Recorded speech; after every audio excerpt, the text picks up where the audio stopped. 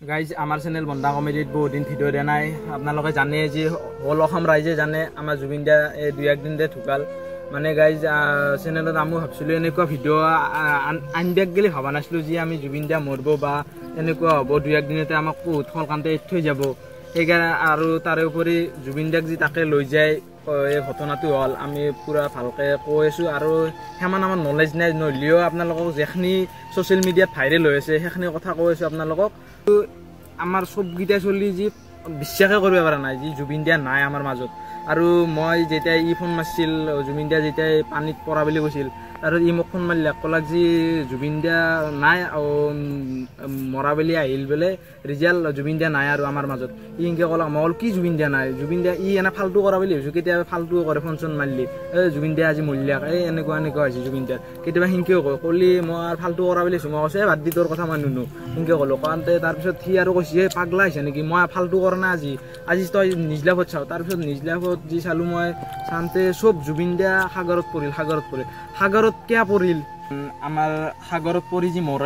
মৰিল বুলি ক'লোঁ আপোনালোকক। সাগৰত পৰি কিয় মৰিল তাৰমানে আমাৰ অসমত ফেষ্টিভেল এটা জেগা নাছিল নেকি? ছিংগাপুৰক নিব লগা কি হ'ল তাতে?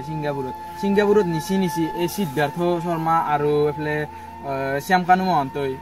মহন্তই এমান লগত যি জড়িত তাহাঁতে জুবিন দাৰ প্ৰতিটো কথা আখৰে পালে বুলি যি কৈছে এতিয়া নিজ লগত ছ'চিয়েল মিডিয়াত ভাইৰেল হৈ আছে। তাহাঁতে সেইখিনি টাইমত যি যাব লাগে জুবিন দা 1 ঘণ্টা পৰি আছে পানীত তাহাঁতে চাব যোৱা নাছিল। তাৰপিছত তাহাঁতে সিদ্ধাৰ্থ শৰ্মা এনেকৈ হাতেদি নিউজ এটাত ভাইৰেল হৈ আছে যে হাতেদি ৰক্ষা দিছিল। এইফালে শ্যামকানু মহন্ত যাব খোজাওঁতে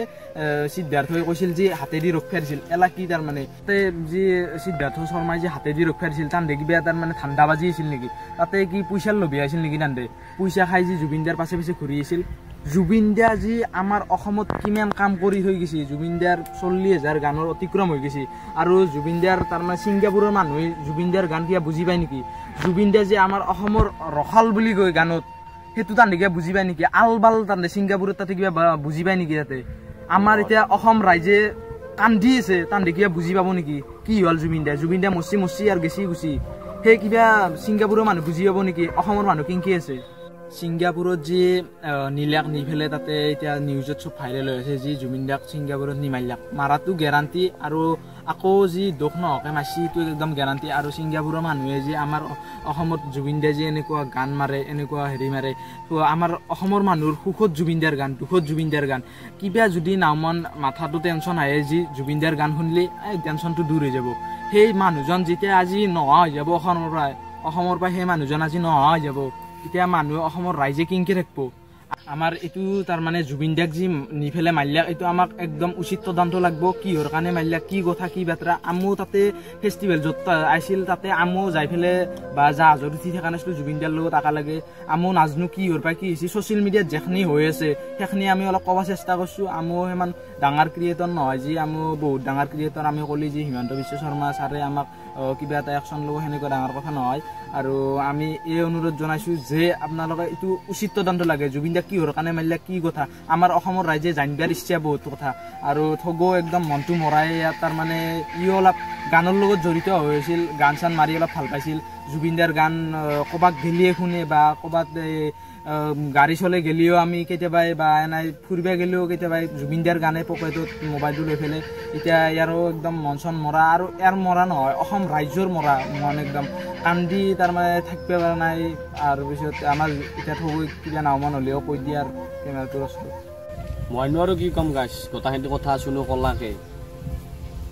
যে গোটেই অসমবাসী ৰাইজক আজি সান্তনা দিব পৰা নাই। অসমবাসী বুলি নহয় ভাৰতবৰ্ষকে চাব গ'লে সান্তনা দিব পৰা নাই। আৰু শ্যামকানু মহন্তহঁতে সাংবাদিকৰ আগত কি ভাষণ মাৰিছে দুটা এটা কিন্তু পাছফালে তাতে কি কৰি আছিল তাতে যি নিব লগা হ'ল জুবিন দা নিফেলে তাতে ই ক'লাকে মোৰ ক'ব লগা নাই একদম মন চন বেয়া লাগি আছে মোৰ বুলি নহয় গোটেই অসমবাসী ৰাইজৰে। আৰু আমিও গোটেই ইমান ডাঙৰ হেৰি নহয় যি ইউটিউবত আহি পেলাই ভাষণ মাৰিছোঁ বা কিবা কৰিছোঁ। আমি যিহেতু সৰু সুৰা চেনেল এটা আছে চেনেলত লাগি থকা চলি আমি সেই গতিকে বেলেগৰ পৰা জানি পেলাই সেইখিনি ক'ব বিচাৰিছোঁ আপোনালোকৰ ওচৰত বাকী চুনুৱে ক'ব। গাইজ আৰু থবই ক'লাক যি মই ক'বা দিছে এতিয়া ক'বা লগা মোৰ বিশেষ একো নায়ে তাৰমানে যি এতিয়া ইমান দীঘলীয়াও ভিডিঅ'টো নকৰোঁ আৰু ভিডিঅ'টো বনবাৰ ইচ্ছাই নাছিল এতিয়া চব চেনেলতে ভিডিঅ' দেই নাই আৰু আমি দিয়া নাছিলোঁ যি এনেকুৱা ভিডিঅ' এটা দিব লগা হ'ব আমি ভাবাই নাছিলোঁ এতিয়া দিব লগা হ'ল গাইজ আৰু বহুত চেনেলত ভিডিঅ' নেদে বোলে কেইদিনমান আমাৰো ইমান ডাঙৰ চেনেল নহয় যে আমি ভিডিঅ' দি থাকিম আমাক ভিউজ লাগে জুবিন দাৰ কাৰণে আমি চেনেল নহয় চব বাদ দিব পাৰোঁ খালি আমাক জুবিন দাক লাগে সেইকাৰণে এতিয়া আমি যি জুবিন দাৰ যোনবিলাক স্মৃতি বা বাদ্যযন্ত্ৰ বা আদি কৰি চবখিনি আছিল সেইখিনি আমাৰ জীয়াই ৰখাৰ কৰ্তব্য অসমবাসী ৰাইজৰ আৰু এটা কথা কওঁ আমাৰ লগতে এইটো চৰকাৰৰ ওচৰত দাবী ভিডিঅ'বিলাক শ্বেয়াৰ কৰিব আপোনালোকে হেৰিৰ লগত অলপ সামাজিক মাধ্যমৰ লগত জড়িত হওক যে জুবিন দাৰ মূৰ্তি এটা আমাৰ নলবাৰীত লাগে সেইটো হয় একচুৱেলি যি জুবিন দাৰ মূৰ্তিটো লাগে জুবিন দাৰ তেতিয়াহে আমাৰ নতুন প্ৰজন্ম আহিও সুধলি ক'ব পাৰিম যে এইটো জুবিন দা আৰু আগতে জুবিন দাৰ কেনেকুৱা গান আছিল কি আছিল অসমবাসী ৰাইজৰ কেনেকুৱা জড়িত আছিল এতিয়া চেংৰা চলিগিলাই বিহু ফাংচনত যাবাৰে নহয় জুবিন দা নহ'লে আজিকালি গায়কটো সেনেকুৱা গায়ক আৰু আমি মৰি যাম কিজানি সেনেকুৱা গায়ক ওলাটো টানেই আছে আৰু তাৰে উপৰি ফাংচনগিলাকতো মানুহ হোৱাৰ আজিকালি চান্সেই নাই জুবিন দা নহ'লে আৰু আশা একদম কমে ফাংচনগিলাক চাব যাৱা আৰু আমাৰ ইয়াতে আহিবা সুধিছিলে 28 তাৰিখ আছিল নেকি আমাৰ আৰিগুচিত 29 তাৰিখ আছিল বিজুলী ঘাটত তাতে যি জুবিন দাৰ কথা আছিল আমি ভাবিছিলোঁ আশা আছিল লগ পাম চেলফি এটা উঠিম আশা হেৰল তাৰে উপৰি জুবিন দাক একবাৰ লগ কৰাৰ বহুত ইচ্ছা আছিল বা আমিও কেতিয়াবা অলপ চেনেলটো ডাঙৰ হ'লে আমিও কেতিয়াবা এটা ভিডিঅ' বনাম জুবিন দাৰ লগত একেলগত খেলা আশা হৈ ৰ'ল তাৰে আপোনালোকক এইখিনিয়ে ক'বা যি ভিডিঅ'টো আপোনালোকক আহ্বান জনালোঁ যি জুবিন দাৰ স্মৃতিবোৰ পূৰা জীয়াই ৰখাত সহায় কৰক আৰু ছ'চিয়েল মিডিয়াৰ লগত আপোনালোকে এইখিনি সময় অলপ জড়িত একদম পূৰা শ্বেয়াৰ কৰিব আৰু শ্যামকানু মহন্ত আৰু সিদ্ধাৰ্থ শৰ্মাই যাতে অসমত নাহে আৰু অসমত আহিলেই তান্দে কিন্তু একদম ফিক্স মাৰাটো তান্দে নি পেলাই তান্দে কি নাজনিছিল নেকি তান্দে যি আমাৰ জুবিন দা অসুস্থ হৈছিল তাৰে আগত জুবিন দাৰ শুনামতে ছ'চিয়েল মিডিয়াত শুনামতে তাৰে আগত জুবিন দাৰ কিবা ব্লাড কেঞ্চাৰো যাব বুলি শুনিছিলোঁ এই দেহাটো ইমান সুস্থও নাছিল জুবিন দাৰ যাই পেলাই তাতে স্ক্ৰু ডাইভিং কৰিব দিব লগা কি আছিল তাতে ছিংগাপুৰত আমাৰ কি অসমত নাছিল চুইমিং পুল নাছিল চুইমিং পুলত নামন খাটিব দিয়ক জুবিন দাক ইমান জোচ জুবিন দাৰ সেইটো কথা আমিও জানো জুবিন দা যোগ যাম বুলি কৈ থাকেই যায় তান্দে তেওঁ মানা কৰিব লাগিছিল যি জুবিন দা যাব নালাগে আপোনাৰ দেহাটো সিমান সুস্থ নহয় জুবিন দা যাওঁতে আমি গম পাইছিলোঁ যে জুবিন দাৰ দেহাটো সুস্থ নহয় বা মাতে কথাই জুবিন দাৰ 4 মাহ মান আগৰ পৰা অলপ সেই হৈ আছে জুবিন দাৰ গাটো সুস্থ নহয় বল নাই গাত বল নাপে ফাংচন বিহু মাৰা বাদে দিছিল জুবিন দাই তেওঁ আপোনালোকে এখিনি আমাৰ ডাঙৰ মানুহবিলাক কেয়াৰ ল'ব লাগে সেইটো নাজানো আমি কথাগিলা কেয়াৰ যি ল'ব লাগে আমাৰ অসমবাসী ৰাইজে বা আমাৰ ছাৰহঁতে যি কেয়াৰ ল'ব লাগে ডাঙৰ মানুহবিলাক সেইখিনি কথা কিয় বুজি পোৱা নাই অসমবাসী ৰাইজে আমি নাজানো আৰু হেলা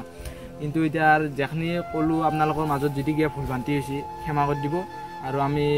বেছি নলেজ থকা চলিও নহয় আমি যিখিনি কৈছোঁ আৰু আপোনালোকে তাৰে মাজত কিবা ভুলো হ'ব পাৰে আপোনালোকক ক্ষমা বিচাৰিছোঁ আপোনালোকৰ ওচৰত আৰু জুবিন দাৰ কাৰণে জুবিন দা মৰাৰ আগত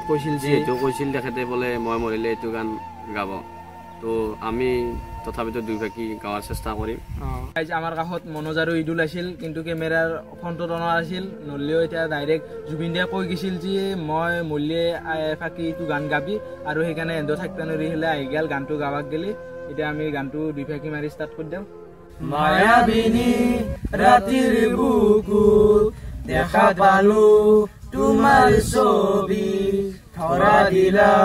গোপনে আহি ইয়াৰ কোণত তুমি যে মোৰ শুকান মনত নিয়ৰে চেঁচা টোপাল নামি অহা ৰ'দে মোৰ দেহ প্ৰতি তোমাৰ ধুমুহাৰ হতে মোৰ বহু যুগৰে নাচো গাইজ আমি জুবিন দাৰ গান দুইভাগী গাব চেষ্টা কৰিলোঁ আৰু তাৰে উপৰি গান দুইভাগীত যদি আমাৰ কিবা ভুল ভ্ৰান্তি হৈছে আমি ক্ষমা কৰি দিব আৰু জুবিন দা আমাৰ মাজৰ পৰা গুচিয়ে গ'ল আৰু জুবিন দাক এতিয়া আমি ধৰি ৰাখিব পৰা বস্তু নহয় আৰু জুবিন দাৰ গানৰ যিবিলাক